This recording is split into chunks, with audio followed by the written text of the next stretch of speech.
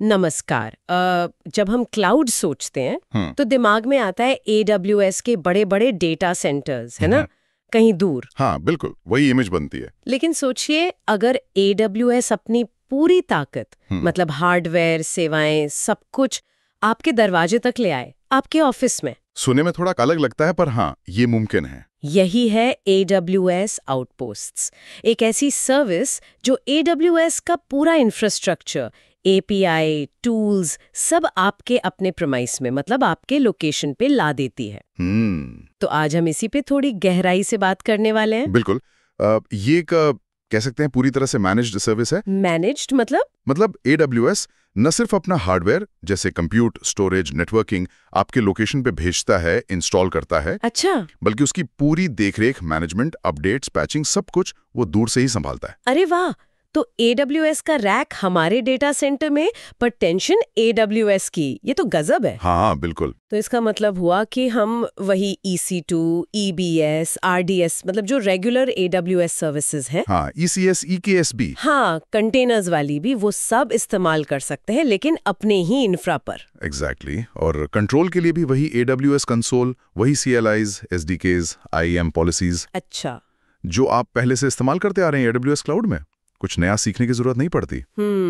ऐसा लगता है जैसे AWS रीजन का ही एक छोटा सा हिस्सा आपके पास आ गया हो। तो आज का हमारा प्लान साफ है, समझना है कि ये AWS आउटपोस्ट्स क्या बला है, इसकी ज़रूरत ही क्यों पड़ी, ये पर्दे के पीछे काम कैसे करता है, और इसकी असली यूज केसेस क्या है। बिल्कुल। तो चलिए शुरू करते हैं। सबसे पहले तो यही सवाल कि आखिर इसकी ज़रूरत क्यों पड़ी।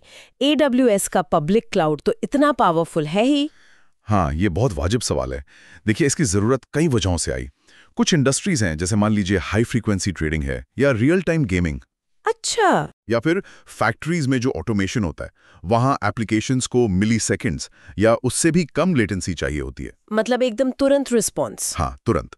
अब डेटा को दूर किसी AWS रीजन में भेजकर वापस लाने में जो टाइम लगता है, वो इन यूज केसेस के लिए बहुत ज्यादा हो जाता है। उन्हें कंप्यूट पावर बिल्कुल अपने डेटा सोर्स के पास चाहिए। समझे।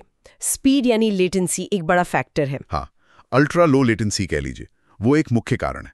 और दूसरा बड़ा कारण है डेटा रेजिडेंसी और कंप्लायंस। हाँ, ये रेगुलेशन वाला पंगा तो होता है। बिल्कुल। कई देशों में और खासकर banking, health care, government sector में बहुत सख्त नियम होते हैं कि सेंसिटिव कस्टमर डेटा देश के बाहर नहीं जाना चाहिए। कभी कभी तो ये भी होता है कि डेटा कंपनी के अपने ही लोकेशन पे रखना पड़ता है। तो आउटपोस्ट उनको AWS की मॉडर्न सर्विसेज यूज करने का मौका देता है, बिना ये नियम तोड़े। तो लेटेंसी और रेगुलेशन, ये दो मुख्य वजह। तो AWS ने सोचा, ठीक है, अगर आप डेटा हमारे पास नहीं ला सकते तो हम क्लाउड ही आपके पास ले आते हैं। बिल्कुल यही फिलॉसफी है।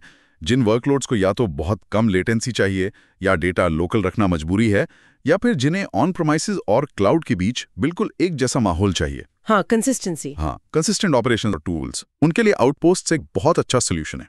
तो ये काम कैसे करता है? मान लीजिए मुझे अपनी कंपनी के लिए आउटपोस्ट चाहिए, तो क्या करना होगा? प्रोसेस काफी स्टैंडर्ड है।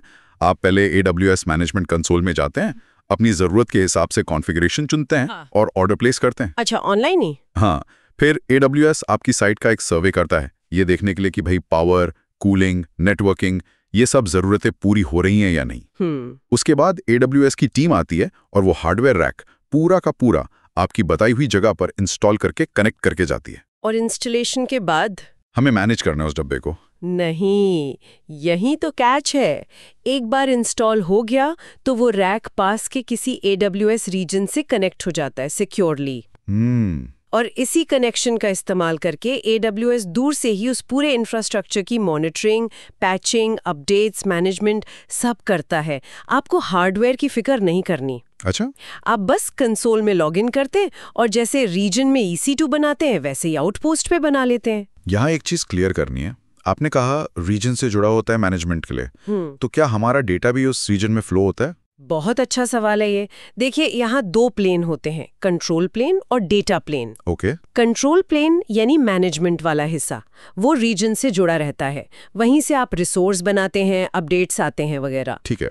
लेकिन डेटा प्लेन, जहां आपकी असली एप्लीकेशन चल रही है, आपका डेटा प्रोसेस हो रहा है, वो पूरी तरह से आपके आउटपोस्ट ट्रैक पर लोकल ही रहता है। अच्छा। आपका डेटा बाय डिफॉल्ट आपके प्रीमाइस से बाहर नहीं जाता। हाँ, अगर आप खुद चाहें कि कोई डेटा AWS रीजन में भेजना है किसी और सर्विस के लिए, तो आप कॉन्फ़िगर कर सकते हैं। समझ गई। कंट्रोल प्लेन रीजन में, डेटा प्लेन लोकल। जी। ये जानना जरूरी था, खासकर डेटा प्राइवेसी के लिहाज से। अच्छा, इसके मेन कंपोनेंट्स क्या-क्या है? आपने रैक और रीजन का जिक्र किया। हाँ, तो सबसे पहला तो आउटपोस्ट रैक ही हो गया, वो फिजिकल हार्डवेयर। दूसरा वो AWS रीजन जिससे वो कनेक्टेड है, और तीसरा एक बहुत इंपॉर्टेंट कंपोनेंट है लोकल गेटवे। लोकल गेटवे, ये क्या है? LGW को आप ऐसे समझिए कि ये आपके आउटपोस्ट और आपके मौजूदा लोकल नेटवर्क, मतलब आपके ऑफिस के लैन के बीच का दरवाजा है। अच्छा, एक ब्रिज जैसा। हाँ, एक सिक्योर ब्रिज। इसी के जरिए आउटपोस्ट पर चलने वाली एप्लीकेशंस आपके ऑफिस के बाकी सर्वर्स या सिस्टम से बात कर पाती हैं प्राइवेटली। ठीक है। और कौन-कौन सी सर्विसेज चला सकते हैं हम इस रैक पर? देखिए, कोर सर्विसेज तो हैं ही। कंप्यूट के लिए EC2, ब्लॉक स्टोरेज के लिए EBS, डेटाबेस के लिए RDS। कंटेनर्स के लिए ECS और EKS भी सपोर्टेड है। और अब तो ऑब्जेक्ट स्टोरेज के लिए S3 ऑन आउटपुट्स भी आ गया है। अरे वाह, S3 भी? हाँ, तो मतलब जो मुख्य बिल्डिंग ब्लॉक्स हैं वो आपको मिल जाते हैं। ये बढ़िया है कि ज्यादातर सर्विसेज जानी पहचानी है, कुछ एकदम नया नहीं सीखना पड़ रहा। अच्छा, अब कुछ रियल वर्ल्ड एग्जांपल्स देखते हैं ताकि पिक्चर और क्लियर हो। हेल्थ केयर की बात की थी आपने। हाँ, हेल्थ केयर बढ़िया एग्जाम्पल है। मान लीजिए एक हॉस्पिटल है। डॉक्टरों को मरीजों की बड़ी बड़ी इमेजिंग फाइल्स देखनी है, जैसे MRI, CT स्कैन, फौरन देखनी है। हाँ, टाइम क्रिटिकल होता है। बिल्कुल। तो प्रोसेसिंग तेज चाहिए, और साथ में पेशेंट प्राइवेसी के नियम भी सख्त हैं। आउटपुट्स उन्हें ये कंप्यूट और स्टोरेज लोकली दे देता है। इमेज प्रोसेसिंग फास्ट हो गई, और डेटा भी हॉस्पिटल के नेटवर्क के अंदर ही रहा। बाद में अगर जरूरत हो तो कुछ चुना हुआ डेटा सेफ तरीके से AWS रीजन में बैकअप के लिए भेज सकते हैं। और मैन्युफैक्चरिंग में कैसे यूज होता है, फैक्ट्रीज वगैरह में? मैन्युफैक्चरिंग में, खासकर स्मार्ट फैक्ट्रीज जहां रोबोट्स वगैरह हैं, वहां मशीनों के बीच रियल टाइम में बातचीत जरूरी होती है। कंट्रोल एकदम सटीक चाहिए। मिली सेकेंड्स वाली बात। हाँ, वही। अब सोचिए, अगर फैक्ट्री का इंटरनेट कनेक्शन धीमा हो गया या बंद हो गया, प्रोडक्शन रुक जाएगा। हाँ, नुकसान हो जाएगा। आउटपोस्ट ये पक्का करता है कि जो क्रिटिकल कंट्रोल सिस्टम है उनके लिए कंप्यूट पावर लोकल ही मौजूद रहे। फैक्ट्री चलती रहेगी, चाहे बाहर का नेटवर्क कैसा भी हो। ये तो बहुत प्रैक्टिकल है। बैंकिंग वाला भी बात फिर से बता दीजिए। बैंकिंग में, जैसा हमने कहा, डेटा रेजिडेंसी का मसला है। कानून कहता है कि फाइनेंशियल डेटा देश के बाहर नहीं जाएगा। आउटपोस्ट्स बैंकों को AWS की एनालिटिक्स, मशीन लर्निंग जैसी एडवांस सर्विसेज यूज करने देता है, लेकिन उनका सेंसिटिव कस्टमर डेटा उनके अपने ही कंट्रोल में, उनके अपने लोकेशन पर रहता है। तो इनोवेशन भी हो गया और कंप्लायंस भी। ये एग्जाम्पल्स वाकई मदद करते हैं समझने में कि आउटपोस्ट कहाँ फिट होता है। अब आते हैं सिक्योरिटी पर। जब हार्डवेयर हमारे पास है तो सुरक्षा की जिम्मेदारी किसकी, कैसे बनती है? यहाँ भी AWS का वही फेमस शेयर्ड रिस्पॉन्सिबिलिटी मॉडल लागू होता है। अच्छा, बस थोड़ा सा फर्क है। AWS जिम्मेदार है सिक्योरिटी ऑफ द क्लाउड के लिए, मतलब फिजिकल रैक की सेफ्टी, उसकी पावर, कूलिंग, नेटवर्किंग, साथ ही हार्डवेयर और हाइपरवाइजर लेवल के सॉफ्टवेयर की सिक्योरिटी और पैचिंग भी AWS की जिम्मेदारी है। आपको हार्डवेयर छूना ही नहीं है। ठीक है, वो AWS संभालेगा। और हमारी यानी कस्टमर की जिम्मेदारी क्या हुई? कस्टमर की जिम्मेदारी है सिक्योरिटी इन द क्लाउड की, जो इस केस में आउटपोस्ट के ऊपर चल रहा है। मतलब आपके गेस्ट ऑपरेटिंग सिस्टम, आपके एप्लीकेशंस, आपका डेटा और एक्सेस कंट्रोल। IAM वगैरह? हाँ, IAM से आप तय करेंगे किसको क्या एक्सेस मिलेगा। सिक्योरिटी ग्रुप्स, नेटवर्क ACLs आप कॉन्फ़िगर करेंगे। डेटा कैसे एन्क्रिप्ट करना है रेस्ट पे, ट्रांजिट में, ये आप तय करेंगे। KMS यूज कर सकते हैं कीज मैनेज करने के लिए। तो मोटा मोटा AWS इंफ्रा को सिक्योर रखता है, और आप उस इंफ्रा के ऊपर जो चलाते हैं उसे सिक्योर रखते हैं। ये डिवीजन क्लियर है। अब एक और कंफ्यूजन जो अक्सर होता है, AWS के पास हाइब्रिड और एज के लिए दूसरी सर्विसेज भी हैं, snowball edge, local zones, wavelength. Outpost इनसे कैसे अलग है, ये समझना जरूरी है। हाँ, ये कंफ्यूजन होता है, पर इनमें फर्क समझना जरूरी है। मेन फर्क है पर्पस और डिप्लॉयमेंट मॉडल का। अच्छा। आउटपोस्ट, जैसा हमने देखा, ये आपके डेटा सेंटर में परमानेंटली इंस्टॉल किया गया है AWS मैनेज्ड हार्डवेयर है। फोकस है लगातार चलने वाले हाइब्रिड वर्कलोड्स पर, जिन्हें लो लेटेंसी या डेटा रेजिडेंसी चाहिए। ठीक है, परमानेंट। और हमारे यहाँ? हाँ, फिर है स्नोबॉल एज। ये एक पोर्टेबल रग्ड डिवाइस है। आप ऑर्डर करते हैं, यूज करते हैं डेटा ट्रांसफर के लिए या टेम्पररी एज कंप्यूटिंग के लिए। Temporary, okay. हाँ, जहां नेटवर्क नहीं है या डेटा फिजिकली भेजना है, और इसे ज्यादातर कस्टमर ही मैनेज करता है। फिर है AWS लोकल जोन्स। ये AWS रीजन का ही एक्सटेंशन है। बड़े शहरों के पास छोटे डेटा सेंटर्स, ये पूरी तरह से AWS मैनेज करता है। मकसद है उस शहर के यूजर्स के लिए लेटेंसी कम करना। आपका इंफ्रा आपके पास नहीं होता इसमें। ठीक है, रीजन का एक्सटेंशन और वेवलेंथ। AWS वेवलेंथ ये 5G नेटवर्क के एज पर AWS कंप्यूट लाता है, टेलीकॉम कंपनियों के साथ मिलकर। ये खास तौर पे मोबाइल ऐप्स के लिए अल्ट्रा लो लेटेंसी देने के लिए है। यहाँ भी इंफ्रा आपके पास नहीं होता। आउटपोस्ट ही वो है जहां AWS का मैनेज्ड इंफ्रा हमारे अपने प्रेमाइस के अंदर परमानेंटली रहता है। बिल्कुल सही पकड़ा।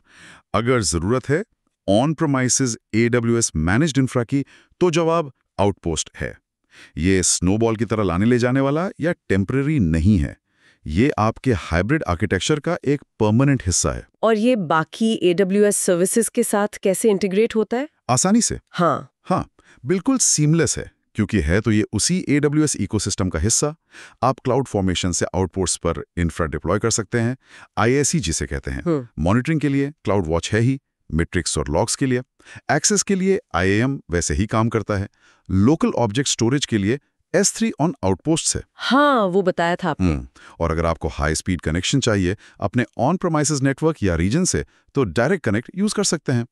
सब कुछ मिलकर काम करता है। तो अगर पूरी बात को समेटें तो कुछ की पॉइंट्स याद रखने वाले हैं। पहला, आउटपोस्ट तब है जब AWS इंफ्रा आपके डेटा सेंटर में रहता है परमानेंटली। हाँ, और अगर डेटा या डिवाइस AWS तक जाना है तो वो स्नो फैमिली है। दूसरा पॉइंट, आउटपोस्ट क्यों चुने? या तो लो लेटेंसी चाहिए या डेटा रेजिडेंसी का चक्कर है। और तीसरा, ये कंटिन्यूस हाइब्रिड यूज के लिए है, स्नोबॉल एज जैसे टेम्पररी काम के लिए नहीं।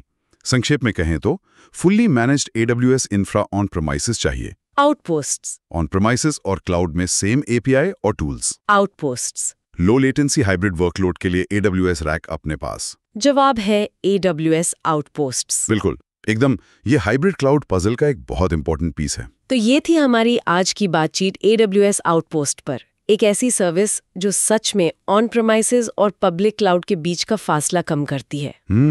ये आपको फ्लेक्सिबिलिटी देती है कि आप AWS सर्विसेज का फायदा वहीं उठाएं जहां उनकी सबसे ज्यादा जरूरत है, चाहे वो कहीं भी हो। तो अगली बार कोई कहे कि क्लाउड तो दूर होता है, तो आप बता सकती हैं कि भाई आउटपोस्ट से क्लाउड पास भी आ सकता है। बिल्कुल। और यहाँ एक सोचने वाली बात भी आती है कि जिस तरह आउटपोस्ट जैसी सर्विसेज पब्लिक क्लाउड और प्राइवेट डेटा सेंटर के बीच की लाइन को धुंधला कर रही हैं, हाँ, ये कंपनियों की लॉन्ग टर्म IT स्ट्रैटेजी को कैसे बदलेगा? क्या आप कंपनियां फुल क्लाउड माइग्रेशन के बजाय हाइब्रिड को ही एक सादा परमानेंट सोल्यूशन मानेंगी, या ये बस एक खास जरूरत का ही समाधान रहेगा? दिलचस्प सवाल है। हाँ, ये देखना इंटरेस्टिंग होगा कि आगे टेक्नोलॉजी और बिजनेस जरूरतें इसे किस तरफ ले जाती हैं। वाकई सोचने वाली बात है। खैर, अगली बार हम AWS को और भी एज पर ले जाएंगे, यूजर्स के और भी करीब। हम बात करेंगे 5G एज कंप्यूटिंग की और जानेंगे AWS वेवलेंथ के बारे में। जरूर। तब तक के लिए जुड़े रहिए।